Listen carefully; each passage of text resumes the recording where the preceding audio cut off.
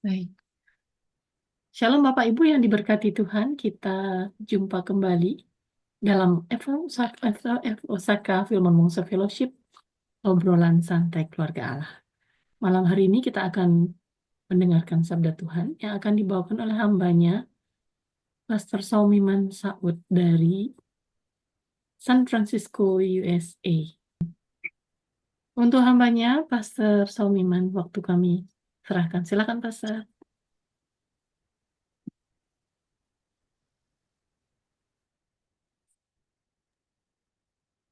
Masih mute Pastor. Selamat malam, Bapak Ibu sekalian dikasih Tuhan. Pertama, terima kasih untuk kesempatan di tahun yang baru ini diberi kesempatan untuk bersama-sama belajar firman Tuhan. Jadi masih fresh rasanya tahun baru ya, Happy New Year semuanya. Karena kita kemarin malam kalau di sini baru masuk di bulan purnama yang pertama gitu ya, di tahun yang baru ini. Oke, saya lanjutkan. Hari ini kita akan sama-sama pelajari sharing bersama di Galatia pasal 5. Galatia pasal 5. Kita akan pelan-pelan lihat satu persatu, cuma nanti beberapa ayat akan saya bacakan karena waktu gak akan dibacakan semua ya. Di dalam Galatia pasal 5 kalau kita perhatikan ya, eh, penulisan ini boleh kita bagi di dalam bagian. Ada orang bagi 5, terserah. Tapi hari ini kita mau melihat kira-kira 4 bagian. Dari ayat pertama sampai ayat ke-12, ya, itu tema kecilnya, berdiri teguh dalam kemerdekaan. Tema besarnya itu kan kemerdekaan Kristus, ya. Jadi berdiri teguh dalam kemerdekaan Yesus. Bagian kedua, ya, 13 sampai 18, di situ bicara tentang bagaimana hidup dalam kebebasan Kristus. Dan di dalam Galatia 5:19-21 itu diperlihatkan bagaimana eh, perbuatan dalam daging. Sampai kepada Galatia 5:22-26, itu ayat yang sangat terkenal ya, yaitu mengenai buah buah roh. Nah, kita akan mulai dari ayat yang pertama gitu ya. Nah, mulai dari ayat pertama dikatakan, karena itu ya, supaya kita sungguh-sungguh merdeka, Kristus telah memerdekakan kita. Karena itu dikatakan berdirilah teguh dalam kemerdekaan yang telah dimerdekakan Kristus, dan jangan mau lagi dikenakan perhambaan. Saudara, Paulus mengajarkan bahwa di dalam Kristus, kalau kita sungguh-sungguh percaya kepadanya, itu berarti kita sudah bebas. Kenapa? Karena kita hidup di dalam anugerah, bukan jasa kita, bukan pengorbanan kita, tapi pengorbanan dari Yesus Kristus di atas kayu salib untuk kita. Maka dikatakan, karena itu berdirilah teguh dalam kebenaran yang telah dimerdekakan Kristus. Kristus telah mengerjakan semuanya. Jika kita hidup di dalam ikatan hubungan dengan Taurat, hukum Taurat seperti pada Perjanjian Lama, ya, kita masih bukan pengikut Kristus yang sejati. Kenapa? Karena manusia tidak bisa hidup dengan dua tuannya. Satu pihak mau menjaga-jaga tetap kepada hukum Taurat, satu pihak kita mau menerima anugerah. Tidak ada godaan atau pengaruh seperti itu. Maka di sini dikatakan perlu berdiri teguh. Jadi yang penting Kristuslah yang telah membebaskan kita, dapat membebaskan diri kita sendiri. Kita berusaha, tidak mungkin, karena kita adalah orang berdosa. Kebebasan itu adalah anugerah Kristus, saudara, yang diberikan kepada kita, yang hanya diterima dengan iman saja. Percaya, dan percayanya bukan separuh-separuh, percaya sepenuhnya, segenap hati, kata orang. Tidak boleh ada sedikit pun rasa ragu. Sehingga ketika kita berjuang untuk membebaskan diri, kita justru terikat kalau kita berusaha sendiri. Kita justru terikat kepada hukum. Padahal hukum Taurat secara manusia kita tidak dapat melakukannya. Kita menjadi begitu terikat kepada hukum itu, diperbudak istilahnya, diperbudak oleh hukum. Bagi orang percaya yang sudah percaya pada Tuhan Yesus Kristus, kita sudah merdeka, termasuk merdeka dari hukum tersebut. Paulus juga menegaskan dengan tegas bahwa kita semuanya sudah dibebaskan. Semenjak kita percaya kepada Kristus sebagai juru selamat, dan kita mengaku Dia adalah Tuhan, bahkan dosa-dosa kita mohon pengampunannya. Kita bebas. Terikat kepada dosa itu juga sama dengan diperbudak dosa. Orang yang berdosa, kalau menyimpan sendiri, berusaha untuk bebas sendiri, dia malah tambah tertekan. Itu sebabnya perlu datang kepada Kristus, mohon pengampunannya, supaya dia bebas. Ketika kita bebas dari dosa, maka hati kita ada damai. Itulah yang disebutkan dengan kebebasan hidup dalam Kristus yang tidak diperbudak. Waktu kita berbuat kesalahan, ada kebohongan tersimpan dalam hidup kita, maka kita selalu diperbudak oleh kebohongan itu. Hidup kita merasa takut, hidup kita selalu merasa was-was, merasa curiga, takut kalau orang tahu, takut kalau terbongkar. Itu hidup kita jadi begitu. Sehingga, kalaupun kita ada pekerjaan, tidak konsentrasi lagi. Bahkan, orang yang hidup di dalam kebohongan, dia selalu menciptakan kebohongan yang baru. Kadang dia lupa apa yang sudah dia katakan, karena dia berbohong. Sehingga, dia mesti apa? Dia mesti ciptakan kebohongan baru, supaya menutup kebohongannya. Dia pikir dia sudah bebas. Dia pikir dia sudah selamat. Tapi tidak. Tetap. Tetap dalam kontrol daripada perhambaan kebohongan itu. Itulah yang disebut dengan kebebasan yang palsu. Kebebasan yang murni, yang asli, yang sejati, hanya ada dalam Kristus. Karena dia mengampuni kita. Dia membebaskan kita. Asalkan kita berserah kepadanya sepenuhnya dan mohon pengampunan kepadanya. Itu sebabnya saudara yang dikasih Tuhan, jangan salah bahwa di dalam kebohongan itu, iblis itu bekerja.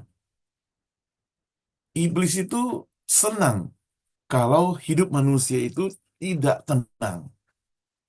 Itu sebabnya maka Ketika kita hidup di dalam kebohongan, ya kata orang, iblis itu merasa dia yang menang, gitu.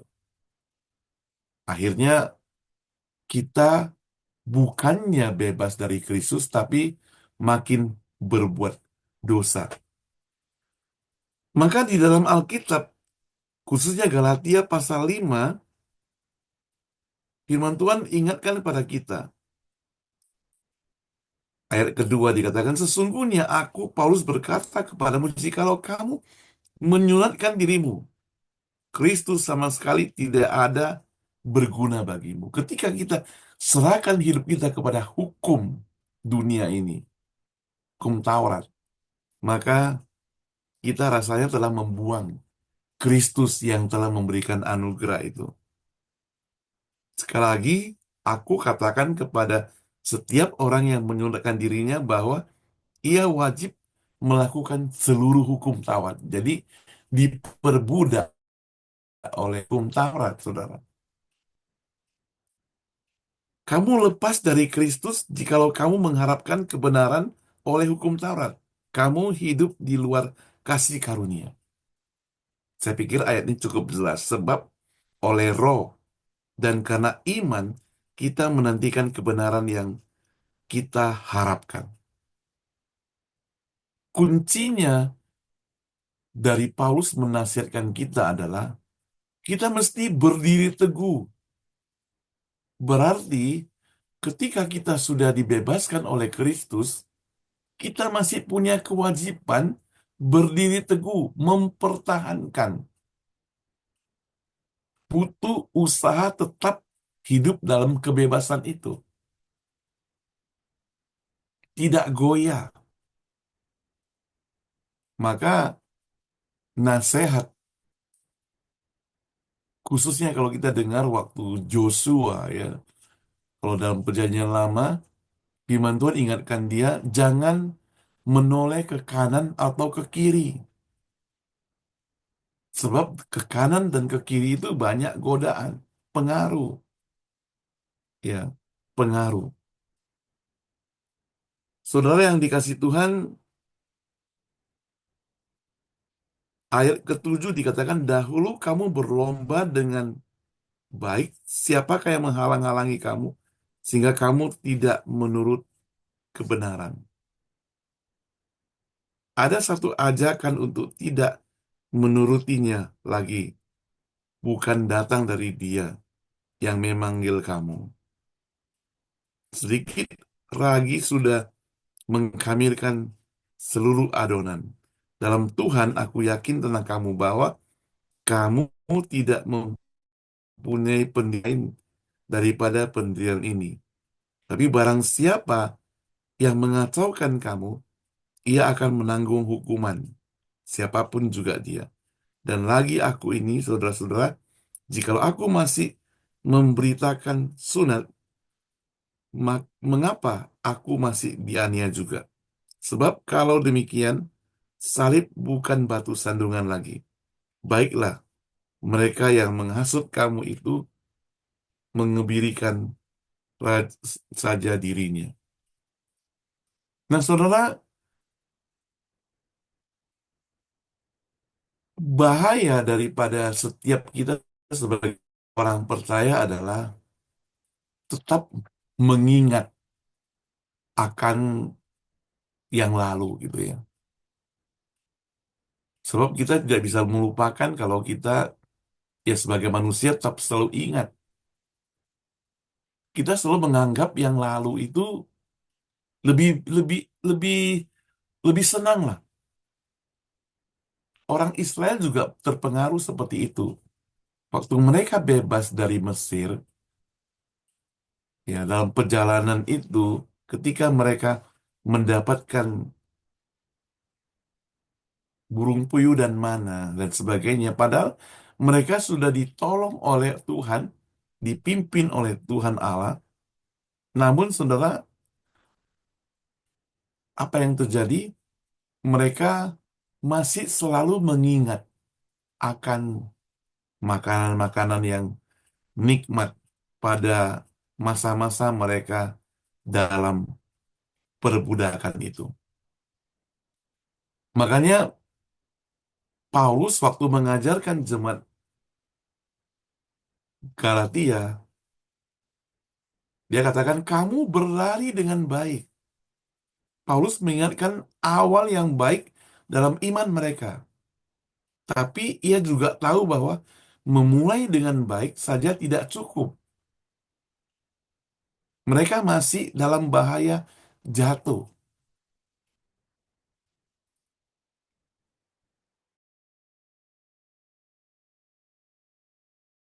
Nah, sebagai saya ketika kita awalnya iman begitu teguh, waktu kita meninggalkan kepercayaan yang lama,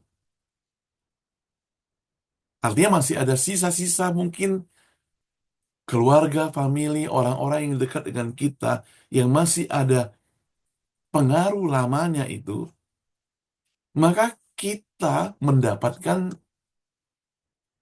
satu godaan, artinya bukan godaan lagi, tantangan yang sangat besar. Maka diistilahkan kepada kita, setitik saja yang menggoda kita itu dapat menghancurkan kita, dapat mempengaruhi kita.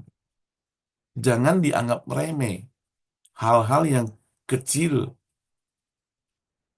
aplikasinya demikian.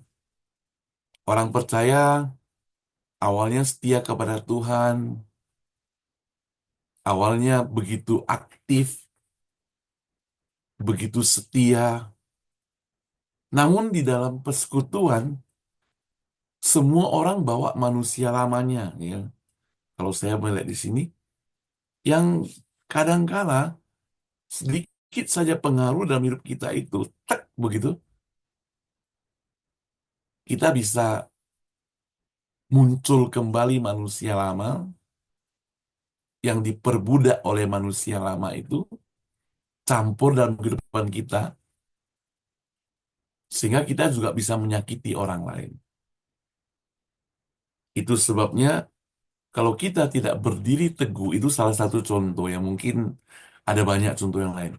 Kalau kita tidak berdiri teguh, setia, percaya kepada Tuhan dengan sungguh-sungguh, tanpa goyah, maka kita bisa digoyang, dipengaruh, ya, bisa jatuh. Makanya merdeka saja tidak cukup, perlu menjaga supaya tetap merdeka. Negara yang merdeka, dia perlu persenjataan yang lengkap, keamanan yang kuat, menjaga supaya tetap merdeka. Sama seperti orang main bulu tangkis atau sepak bola atau perlombaan apa. Ketika dia sudah mencapai juara satu, bukan berarti dia bebas. Memang dia bebas dapat juara satu, tapi justru di situ banyak lawannya yang berusaha menjatuhkan dia. Ya, orang percaya seperti itu. Hidup dalam kemerdekaan itu seperti orang yang juara satu. Ada saja tantangan yang mau menjatuhkan. Itu sebabnya perlu pertahanan. Perlu selalu melatih diri.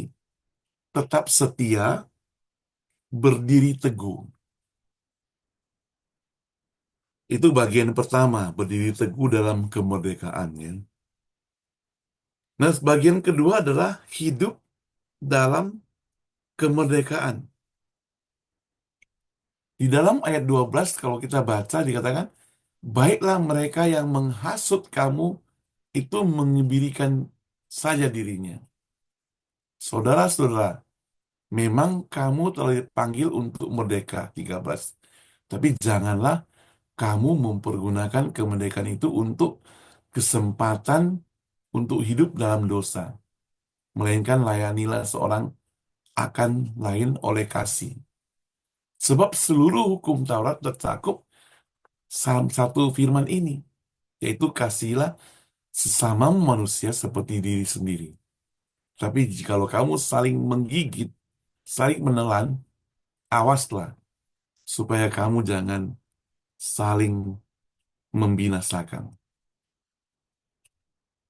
Yang menjadi pertanyaan adalah bagaimana hidup dalam kemerdekaan Kristus. Firman Tuhan ingatkan bahwa kamu, yaitu saya dan engkau, telah dipanggil untuk merdeka. Paulus menegaskan berulang-ulang bahwa kehidupan Kristen adalah kehidupan yang merdeka. Karena Yesus sudah mati, bangkit, menggantikan kita. Mestinya kita merdeka. Tapi kemerdekaan dalam arti apa? Kemerdekaan bukan berarti kita sesukanya. Bebas bukan berarti kita bebas sebebas-bebasnya. Jangan salah pengertian. Bebas dalam arti kita tetap setia kepada Tuhan.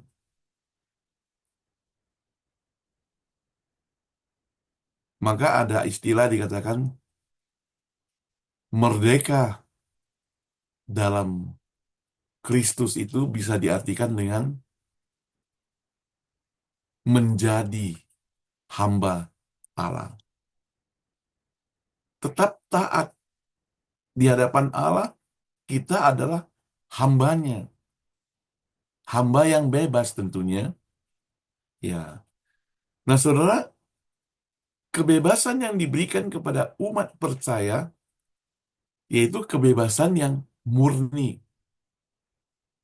Kebebasan yang tidak terikat lagi dengan kondisi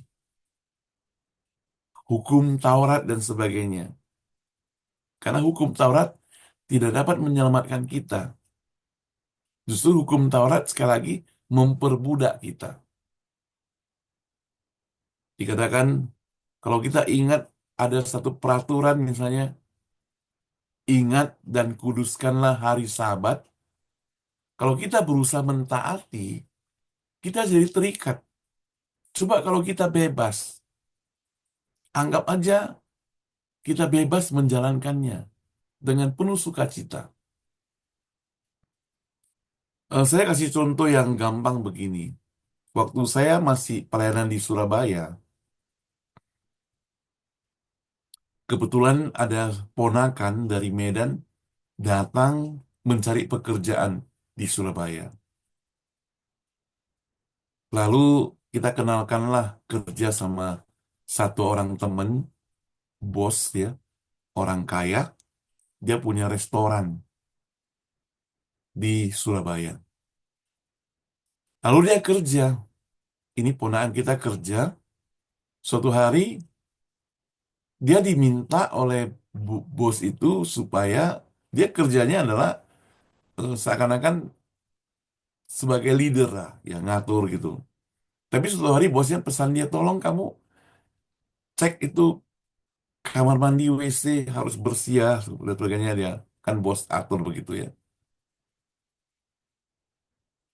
Minta dia bersihkan apa, karena ada yang nggak datang. Sakit hati dia. Dia merasa terbeban. Kenapa? Kok saya disuruh kerja seperti itu?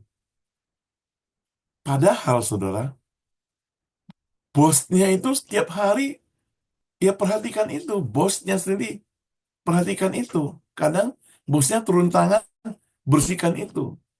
Nah, si bos kerja dengan sukarela, senang hati. Si anak buah ini malah bersungut-sungut. Nah, ketika kita berusaha mentaati peraturan, kadang kita pikir, kalau kita sebagai bos, kita pikir anak buah kita begitu taat kepada kita. Padahal belum tentu mereka taat karena apa? Karena mereka itu dibayar, gitu. Coba kalau sudah nggak dibayar, nggak taat lagi. Makanya ada satu humor dikatakan di dalam satu perusahaan, kalau ada grup WhatsApp yang ofisial, yang resmi, itu pegawai bisa bikin lagi grup WhatsApp yang baru. Tapi bosnya nggak dimasukkan namanya gitu. Kenapa? Karena mereka menganggap bosnya itu musuh. Nah, hari ini, kalau kita kembali kepada ayat kita, dikatakan bahwa kalau kamu percaya kepada Tuhan, kamu sudah merdeka. Jadi kalau sudah merdeka, hiduplah sesuai dengan apa yang diajarkan Tuhan. Kasihi sesama manusia seperti dirimu sendiri. Saya ingat kalau dikutip ayat ini, kasihilah sesama manusia seperti dirimu sendiri, itu satu satu pernyataan yang sangat besar resikonya, saudara. Kenapa saya bilang begitu? Karena kita akan bohong kalau kita katakan mengasihi sesama manusia itu seperti diri sendiri, kenyataan prakteknya nggak demikian, saudara. Saya masih ingat waktu awal kami dari Medan pindah pelayanan ke Surabaya, saya merasa surprise karena waktu sampai di Surabaya itu jam 9 di airport, lalu sampai lagi ke Pastori udah jam 10 karena pesawatnya delay, kita gak dapat makan, gak sempat makan. Lalu malam-malam mencari makanan. Kalau Bapak Ibu yang tinggal di Surabaya, kita pergilah ke Kedung Doro yang makannya itu di pinggir jalan. Waktu baru duduk, sudah ada satu dua orang bawa tutupan botol bunyinya krecek-krecek-krecek begitu. Lalu kita kasihlah uang kecil, dia pun pergi.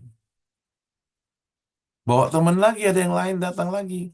Dan makanannya belum keluar, mereka datang berulang-ulang. Terus terang, saya, walaupun hamba Tuhan, memberikan orang itu uang, bukan karena saya mengasihi mereka, tapi supaya mereka pergi.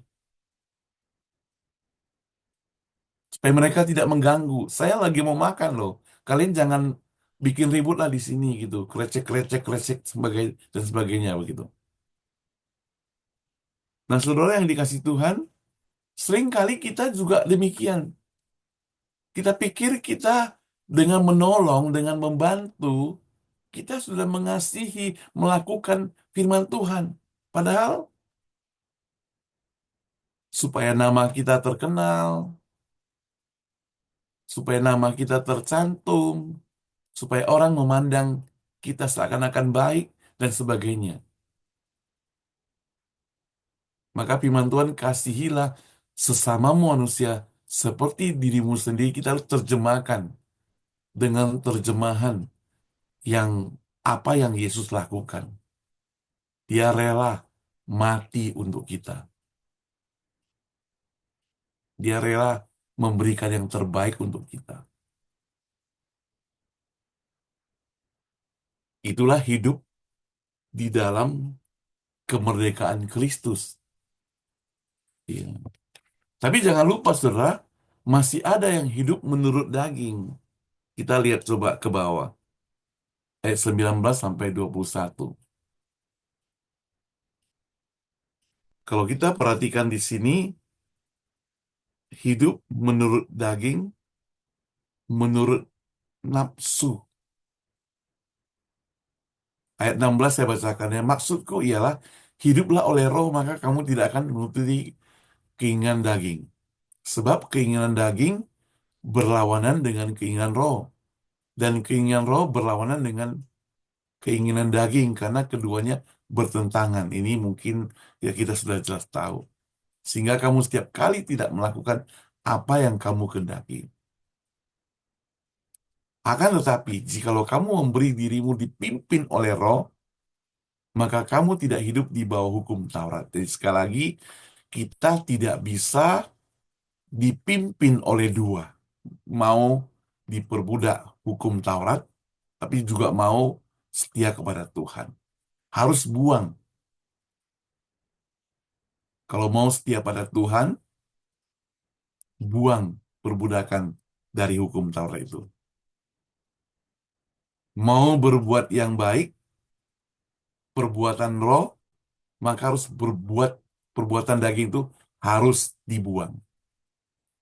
Perbuatan daging yang telah nyata yaitu percabulan, kecemaran, hawa nafsu, penyembahan berhala, sihir, perseteruan, perselisihan, iri hati, marah, kepentingan diri sendiri, pencidraan, roh pemecah, kedengkian, kemabukan, pesta pora, dan sebagainya. Nah, saudara, yang ditulis ini kita baca tadi itu semuanya merupakan perbudakan daripada daging. Kalau kita percaya kepada Tuhan, masih ada simpan rasa dengki, mabuk, roh pemecah, kepentingan diri sendiri, pencabulan, hawa nafsu, penyembahan berhala, lebih mengutamakan uang daripada Tuhan. Teman-teman yang hidup di Amerika, pengaruh seperti ini sangat ya. Mereka rela tidak ke gereja, kerja lembur. Karena lembur gajinya double minggu. Jadi 2 kali. Kalau kerja rugi, kalau ke gereja rugi sudah gak dapat gaji, habis ongkos, persembahan lagi gitu. Jadi godaan seperti ini masih ada, sangat pengaruh sekali.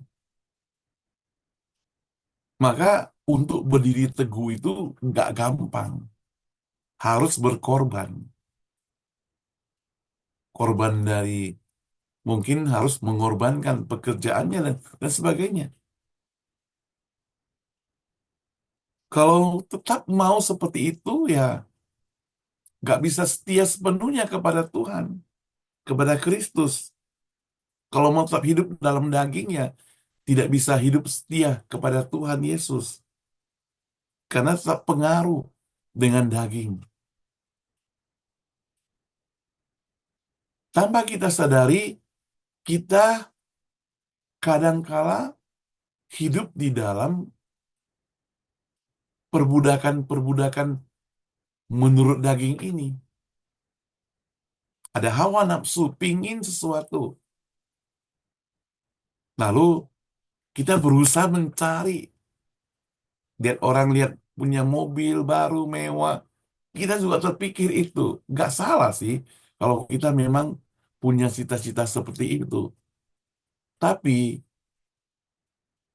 kalau Tuhan dinomor duakan, itu jadi masalah. Telah menomorsatukan uang. Lalu ada perselisihan, marah, gampang emosi. Itu semuanya perlu pengontrolan diri. Nanti akan kita lihat supaya kita bisa hidup dalam buah roh itu. Itu semua menurut daging. Kontrasnya, saudara, adalah hidup di dalam roh dan kebenaran itu. Itu lawannya. Kalau kita perhatikan ada kata percabulan, ya. Itu berbicara tentang penggunaan, kalau istilah kasarnya itu pelacur. Tapi pada zaman Paulus digunakan untuk berbagai macam dosa seksual, ya. Karena percabulan mencakup hubungan terlarang antara orang-orang yang lajang yang belum menikah, ya, tapi adanya perselingkuhan dan sebagainya. Nah, itu termasuk percabulan. Ada juga kenajisan, merupakan kata yang berhubungan dengan hidup kecemaran, najis, hidup yang tidak senonoh, tidak suci di hadapan Tuhan. Hidup tidak senonoh itu tanpa terasa, walaupun orang anggap biasa, kadang dalam tutur kata kita. Sebagai orang percaya, dianggap setia pada Tuhan, rajin melayani, memberikan persembahan, sering baca Alkitab, tapi kata-katanya itu masih belum dikontrol. Suka ada kata-kata kotor dan menyakiti orang lain dan suka memecah belah, suka bisik-bisik gitu ya. Artinya ada gosip, cerita orang lain, cerita tentang kejelekannya bukan kebaikannya gitu ya. Masih merasa benci, dengki, iri, bahkan diri sendiri masih terpengaruh akan yang disebut dengan kemabukan, pesta pora dan sebagainya. Kita pikir, sedikit bir, gak apa-apa kalau pesta gitu ya. Padahal yang nggak biasa itu bisa mabuk. Sudah mabuk, lupa diri dan sebagainya. Mampir ke tempat-tempat ke Genting, Macau, Las Vegas, dikit-dikit lah iseng-iseng kasino. Ya, kita pikir sedikit-sedikit. Tapi Tuhan, firman Tuhan ingatkan seperti itu. Gak bisa sedikit pun pengaruh karena kita gak bisa hidup di dua kaki satu kapal. Ya. Maksudnya dua kapal kita harus pilih salah satu. Bagaimana hidup dengan roh dan kebenaran? Coba kita lanjutkan ya. 22 sampai 26. Ini ayat yang penting. Tetapi buah roh ialah kasih, sukacita, damai sejahtera, kesabaran, kemurahan, kebaikan, kesetiaan, kelemah lembutan, penguasaan diri. Tidak ada hukum yang menentang hal itu. Barang siapa menjadi milik Kristus Yesus, ia telah menyalibkan daging dengan segala hawa nafsu dan keinginannya. Jikalau kita hidup oleh roh, baiklah hidup kita juga dipimpin oleh roh. Dan janganlah kita gila hormat. Janganlah kita saling menantang dan saling mendengki. Nah, ini hidup di dalam roh dan kebenaran. Hidup dalam roh dan kebenaran itu tidak dikatakan tidak ada hukum apapun yang menentang, yang bertentangan. Ya, saya pikir orang dunia semua setuju kalau kita sebagai orang yang hidup dalam roh dan kebenaran. Bukan berarti setiap orang berbuat baik itu disenangi orang, bukan.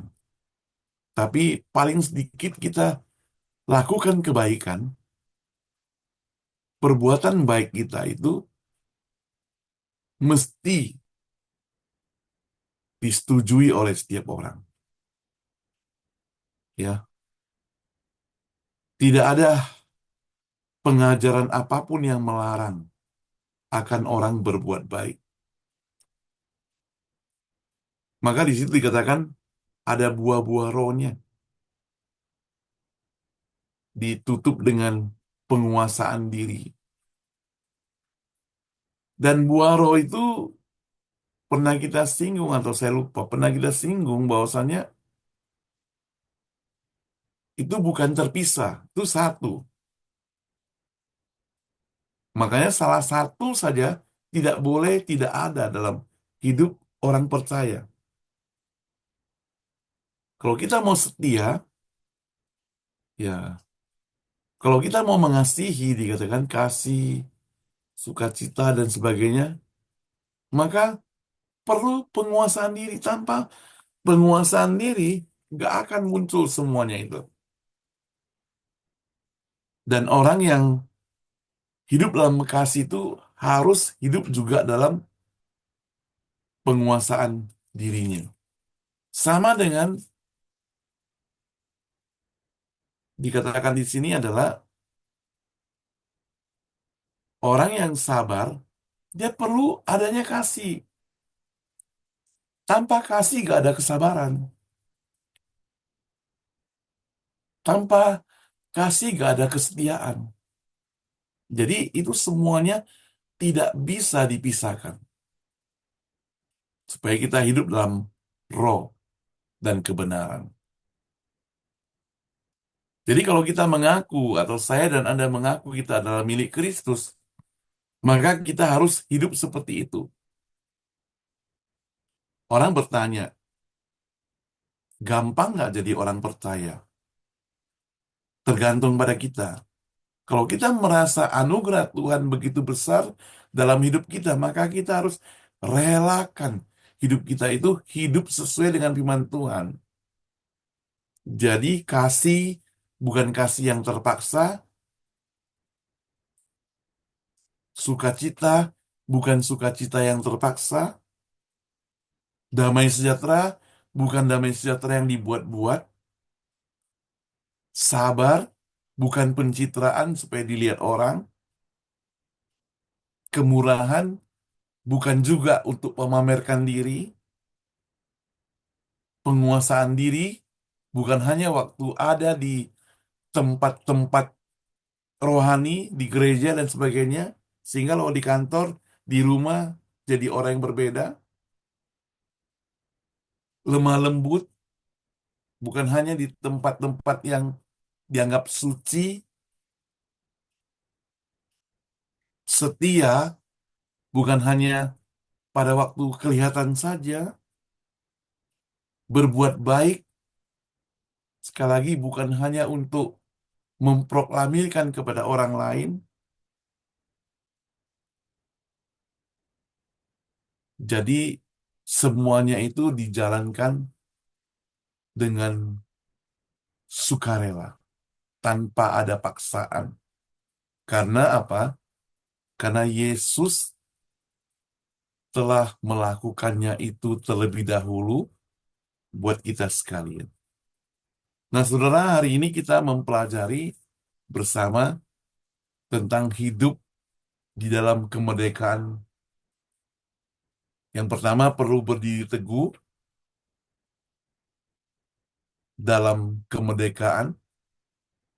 Yang kedua, kita perlu hidup di dalam kemerdekaan bersama dengan Kristus. Yang ketiga, kita harus warning terhadap kehidupan di dalam daging yang masih sering muncul dalam hidup kita. Dan yang keempat, kita harus hidup dalam roh dan kebenarannya karena Yesus telah melakukannya semua untuk kita. Kita hanya perlu berdoa supaya makin hari kita makin diperbaharui sebagai orang percaya. Kadang ngaku kita orang percaya, prakteknya tidak demikian. Dan itu bisa muncul bukan hanya bagi orang-orang jemaat Tuhan biasa, eh, hamba Tuhan juga bisa gitu ya. Iri, perselisihan, dengki, ya, dan sebagainya. Jadi dia mesti tahan uji. Makanya firman Tuhan berlaku bagi semua orang. Oke, kiranya Tuhan Yesus memberkati kita semuanya. Boleh minta tolong Bapak Freddy doa untuk firman Tuhan yang sudah kita share bersama ini. Baik, mari kita bersatu hati. Ya Bapa, kami berterima kasih bahwa firman-Mu mengajarkan kami untuk hidup di dalam kebebasan. Karena Kristus telah membebaskan kita seperti tertulis dalam Roma 7 ayat 6 bahwa kita telah dibebaskan.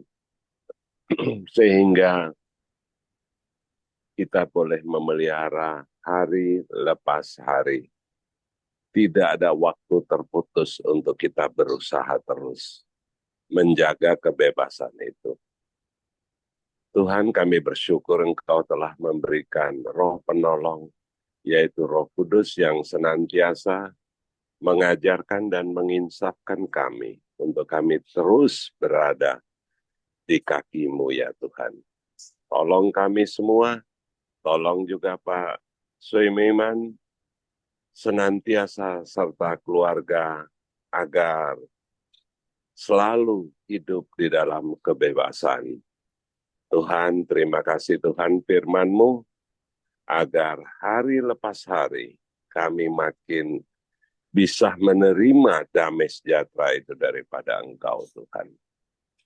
Terima kasih Tuhan, kami akan tetap setia di dalam perlindungan dan penjagaan serta bimbingan daripada Roh Kudus.